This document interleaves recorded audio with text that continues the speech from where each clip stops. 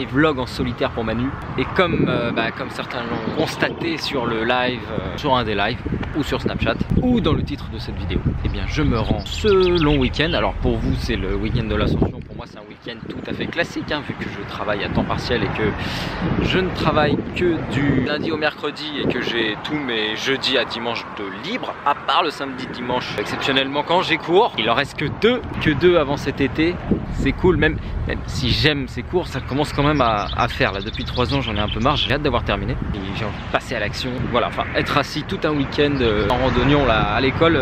Comme vous le savez, je ne suis pas très scolaire, alors j'ai quitté l'école pour mieux la retrouver, mais bon voilà, bref, c'est pas le sujet. Là je suis en week-end et c'est un week-end assez spécial puisque je me rends en car de Paris jusqu'à Saintes en Vendée. Donc pourquoi je vais là-bas? Et bien tout simplement pour participer à un stage de survie avec le maître Bernard Bordas. Je vais vous mettre des liens il y a sa chaîne YouTube, son Facebook, et même de sa biographie, parce que vraiment c'est un mec incroyable. J'ai encore relu tout son CV là, c'est un truc de fou. Le mec il a tout fait. Il a pratiqué des tas d'arts martiaux, il a 60 ans aujourd'hui, il est en pleine forme, il a une diète impeccable et vraiment c'est un exemple pour moi depuis 3 ans que je le connais sur internet, que je l'ai découvert grâce à une interview avec Thierry Cazounas que je vais vous mettre en description parce qu'elle est vraiment chouette. C'est un vrai ninja, pratique le vrai ninjutsu, il se nourrit comme un ninja et voilà, il est en pleine forme à 60 ans et il va vivre très vieux sûrement. Regardez ces magnifiques coquelicots et fleurs préférées de l'or. Attention, donc oui voilà, Bernard Bordas qui organise des stages depuis très longtemps, mais depuis que je le connais, je n'ai jamais pu assister à un de ces stages à cause des cours, à cause du travail, le lundi, machin.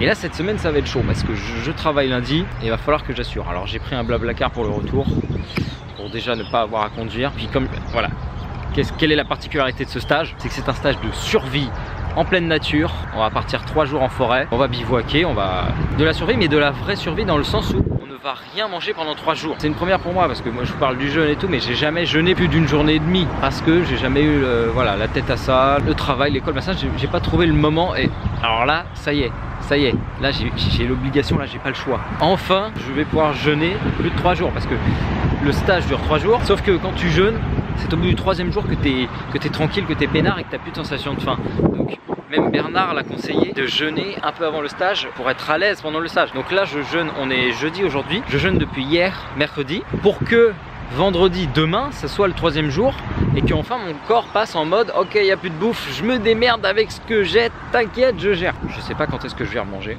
et pour l'instant ça se passe très bien. Ça se passe très bien, c'est la première fois que ça se passe aussi bien. En même temps, d'habitude je fais des jeûnes secs.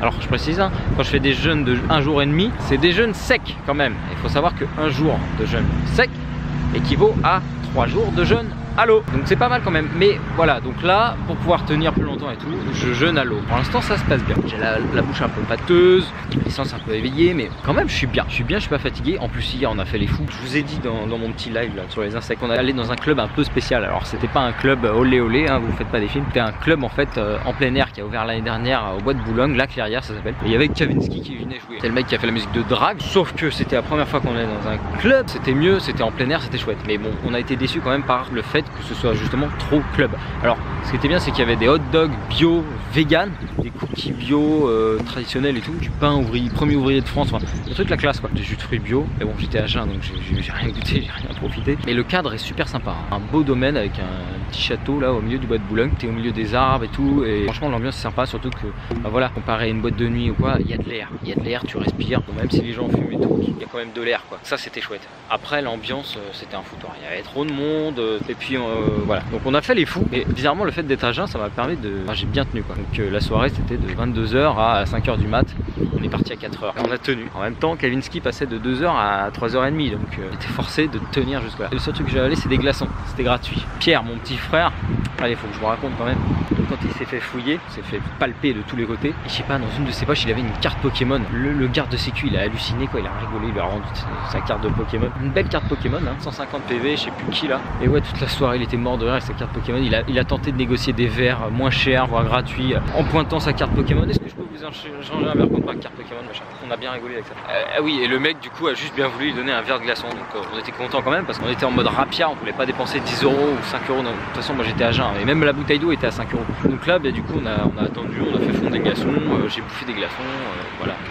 Je sais pas pourquoi je vous raconte ça. Ça part en Manu Soulage, là ça part trop loin, c'est juste un petit vlog de... Alors voilà, dans ce stade je survis tout appareil électronique qui est interdit, hein, mais les caméras et les appareils photo sont tolérés. Donc voilà, vous avez de la chance, je vais pouvoir vlogger un peu et vous ramener des petites images sympas. Donc voilà, c'est une première pour moi c'est un rêve, hein, j'en ai déjà parlé et puis je l'ai même dit dans la toute première vidéo qu'on avait parlé de survivalisme sur cette chaîne, et c'est une première vidéo réellement sur le survivalisme. On n'a toujours pas fait de vidéo sur notre manière de bivouaquer, de voyager, avec le sac sur le dos, la tente et de dormir n'importe où comme ça à l'arrache, de bivouaquer quoi. Donc voilà, grande première, enfin pour ceux qui étaient là pour ça. J'espère que cette vidéo va vous plaire. Et voilà, moi très ému de rencontrer Bernard. Je sais pas si vous savez, mais j'ai pratiqué de karaté pendant 10 ans. J'ai arrêté depuis 4 ans, depuis que je me suis fait blesser le genou, que je me suis brisé un ligament croisé. J'ai jamais repris depuis. Et c'est un rêve de gosse moi, de faire des saltos, de machin et tout. Le karaté c'est ce qui me manquait. J'ai fait de karaté de 10 à 20 ans, mais j'ai pas réellement ce que je recherchais en fait. Et Bernard Bordas pratique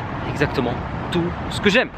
L'art ninja, et en plus l'art ninja, lui c'est l'art ninja réel au quotidien quoi. Le ninja véhiculé par les films, tout noir, qui en balance des shurikens, qui assassinent les gens et tout. Ça c'est du cinéma, c'est du folklore, c'est de la mythologie japonaise. Et ce n'est pas du tout le ninja originel, le réel dans la vraie vie, enfin, qui a vraiment existé. Les ninjas qui ont vraiment existé, c'était simplement des mecs qui arrivaient à se fondre dans la masse. J'adore parce que moi c'est ce que j'arrive à faire, j'arrive à me fondre dans la masse. J'arrive à passer inaperçu, à être très discret dans une foule, dans un lieu public, enfin voilà. Et c'est ça un ninja, c'est quelqu'un qui arrive à se fondre dans la masse, à se déguiser en moine, en vieillard, en femme, et qui collecte des informations. Alors accessoirement, ouais, il peut tuer des gens, être amené à tuer des gens ou quoi, mais le but c'est d'être le plus discret possible et de voler des informations surtout. Et de pouvoir par exemple tenir sans bouffer dans un arbre pendant 5 jours, le temps de relever des informations, de voir combien de cargaisons de tonneaux tel bateau a vidé et tout. Donc le mec il doit être capable d'être discret, invisible. Le but c'est quand même d'être très fort au niveau physique, de se renforcer vraiment au niveau physique pour être capable de supporter des conditions un peu extrêmes. Alors je vérifie quand même que mon car n'est pas en train de se barrer. Ouais, je crois que je vais me dépêcher de retourner au car parce que je suis en train de papoter, mais ils auront tous fini de manger. Alors voilà, 30 minutes de pause, c'est bien, je vous ai fait une vidéo comme ça. Le comble, c'est que moi je suis à jeun, donc la 30 minutes de pause, ça me saoule. Je préfère arriver le plus vite possible. Ah oui, parce que je vous l'ai dit sur Snapchat, mais pas ici. Nous partons, le bus, le car.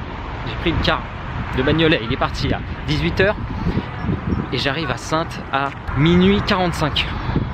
Et de là, je vais devoir trouver un coin pour dormir pour la première nuit en solitaire. Donc ça va être une première pour moi, dormir à la Belle Étoile. J'ai juste un duvet, un matelas autogonflant là, une bâche au cas où, mais c'est demain que le stage commence et c'est demain que j'apprends à survivre dans la nature. Bon voilà, je vous laisse, je trace au bus et je vous dis à la prochaine les amis, à tout de suite. Hein. Bisous bisous. Bon voilà les amis, je viens d'arriver à Saintes. Je suis le seul pecno du bus qui est descendu à Saintes. Donc maintenant j'ai plus qu'à trouver un endroit où dormir. Première expérience de SDF. Alors on a déjà l'habitude avec l'ordre de voyager en combi, mais bon, en combi on est bien dedans. On a l'habitude aussi de voyager avec vélo ou à pied avec la tente et à chercher des bivouacs et tout. Et bon, plutôt en pleine nature. Même si on passe par des villes, on s'arrange tout le temps pour arriver avant ou après la ville. Voilà, par exemple sur la carte, je voyais de la verdure et je pensais pouvoir dormir ici dans le coin. Sauf que voilà, en fait c'est un gros ravin, c'est pas un parc. Voilà, première déception, il va falloir que je continue plus loin. C'est marrant cet endroit là. C'est dur, je vous avoue que c'est un peu dur. Il est minuit et demi, je suis claqué. On est jeudi, bon on est vendredi. Minuit et demi, j'ai pas mangé depuis mardi 20 h. Avec Laurent on s'est fait une salade, j'en rêve encore. Une salade mâche, mesclin là, un mélange de salade avec du poulet, du beurre cru, délicieux. Ah sinon je vois l'église, peut-être que je peux aller dormir sur le parvis de l'église, je ne sais pas. C'est ma première expérience de SDF, voilà. Mais c'est bien de faire cette expérience-là. Mais il y a beaucoup de personnes qui expérimentent la vie de clochard, quoi. Déjà, il y a des philosophes qui le faisaient, hein, les stoïciens là, du temps d'Antiquité, pour déjà se rendre compte que le résumé de cette expérience, c'est que tant qu'il y a de la vie, il y a de l'espoir, quoi. Tu peux, pour se rendre compte qu'on n'est pas mort, quoi. Qu'on n'est pas mort parce qu'on dors dehors ou... Bon, je vous laisse, faut que je prenne ma carte. Je sais pas si je vais parler longtemps, faut quand même que je me bouge un peu si je veux dormir assez, parce que départ demain 10h, il faut pas que je loupe le départ. Sinon je vais me faire tirer les oreilles par Bordas et surtout ils vont partir sans moi. Donc voilà, ouais, une bonne expérience pour se rendre compte que franchement la vie elle est cool quoi, que je suis pas en train de faire l'apologie de la clochardise, mais se rassurer, enfin voilà, il y a plein de personnes qui ont expérimenté la vie de route pour voir que je sais pas comment dire, ça m'énerve. De toute façon j'ai la bouche trop sèche, comme je fais que, je mange pas. Pourtant je bois, mais j'ai la bouche ultra sèche. Je vais éviter de parler aussi. On se retrouve une fois que je suis installé. Bon bah voilà, Manu l'aventurier est couché, première expérience. On se retrouve demain matin. En tout cas, ça porte bien son nom, hein. Dormir à la belle étoile. Pas si vous pouvez voir, à mon avis vous verrez rien du tout. En tout cas le ciel est magnifique. Je vois vraiment toutes les étoiles. Par contre, je suis au bord de l'eau et je sens que ça c'est une mauvaise idée. Je me suis déjà fait attaquer par les moustiques. À vivre comme ça, éveillé, alors j'imagine pas quand je vais dormir. Un petit sentiment de solitude quand même, hein. Première fois que je dors aussi sans l'or. Alors tout bon Manu qui se respecte ne dort jamais. Les vrais savent, l'or c'est sans mon couteau. Alors ça, c'est un couteau, je l'ai acheté là il y a 2 jours, juste avant de partir. Pourquoi? Parce qu'il est super bien conseillé sur les blogs de survivalisme et tout. C'est un Mora, donc je vous mettrai le lien en description. Ça vient de Suède je crois, et c'est un des meilleurs rapports qualité-prix en termes de couteau. Donc ça faisait un moment que j'avais des yeux dessus, et puis là c'était l'occasion. Parce que j'ai un Opinel, mais mon Opinel, en fait je mange beaucoup avec, donc j'ai pas envie de l'abîmer, de le salir et tout. Donc là voilà, j'ai Made in Sweden. Et enfin un beau couteau à lame fixe quoi, donc qui peut faire des tâches un peu plus badass, il risque pas de se péter. Bah il s'ajoute à ma collection parce que j'ai un Opinel, j'ai un Letterman multifonction, pareil j'en rêvais, je me le suis offert, et voilà. Tac. Donc le support pour la ceinture, bon c'est un peu, voilà, c'est du plastique mais bon ça passe. Après évidemment moi je suis plutôt matière noble, mais bon pareil le manche est en plastique, mais bon il tient bien en main. En tout cas voilà, pour 17 €, on peut même en avoir des moins chers à 10 € des fois, 10-15 € vous pouvez trouver. Donc voilà, belle lame, ultra tranchante, mais vraiment comme un rasoir quoi. Puis solide quoi, je pense que j'aurais pas besoin de l'aiguiser. Bon je l'ai pris en inox, ça existe aussi en carbone. Carbone est plus sympa, plus authentique, mais bon ça demande de l'entretien et tout, et je suis pas forcément très minutieux. Donc voilà, c'est doux, c'est agréable à toucher, le couteau qui me rassure, voilà, pour la nuit, je dors avec mon couteau comme ça. S'il y a un loup ou un homme, car l'homme est un loup pour l'homme, je suis aussi très fatigué, il faut que j'arrête. Bon. Comme les animaux, j'ai pissé autour de mon duvet là, signaler mon emplacement. Je sais pas si ça marche, mais je vais peut-être en repousser certains. Après voilà, pour les moustiques, j'espère que ça va suffire. Mon campement se résume à ça, hein. Mon sac, ma gourde, tout ça, le duvet, et puis la Charente au loin, le petit hérisson qui passe. Et il y a des herbes hautes, j'ai hésité à dormir dans les herbes hautes pour être un peu camouflé, mais bon, voilà. Bon bah je vous dis à demain, hein. On va voir si j'arrive à dormir. Salut les amis, souhaitez-moi bon courage.